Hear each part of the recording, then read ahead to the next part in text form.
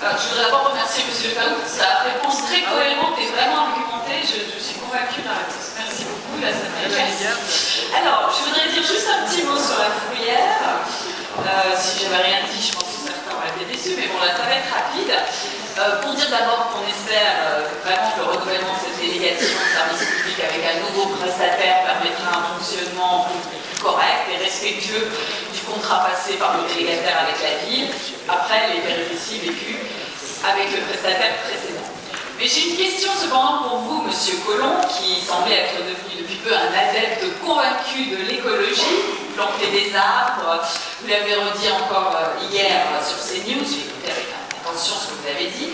Comment expliquez-vous que dans la procédure d'appel d'offres pour le renouvellement de la DSP de la Fourrière, vos services aient incité le délégataire retenu à modifier son offre de véhicules pour passer de véhicules au gaz à des véhicules thermiques, au coût que cela coûtait moins cher et qu'ainsi son offre serait plus compétitive?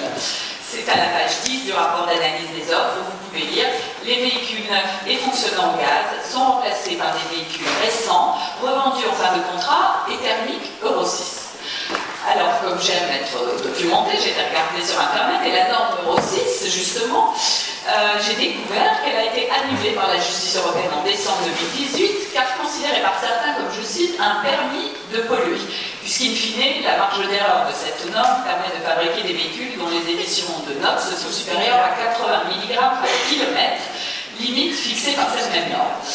Comme la Commission européenne a 1 an pour mettre en place une nouvelle réglementation et que la décision n'est pas suspensive, tous les véhicules produits aujourd'hui en norme Euro 6 sont donc susceptibles de dépasser ce seuil.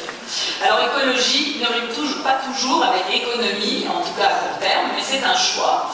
Et les Lyonnais apprécieront sans doute dans cette période de pic de pollution cet état de fait, et c'est la raison pour laquelle nous voterons symboliquement, mais parce que sur le fond nous sommes d'accord pour cette délégation, mais symboliquement, mais là le symbole je pense a un sens, contre cette délibération, à l'heure où on impose des vignettes aux automobilistes, et c'est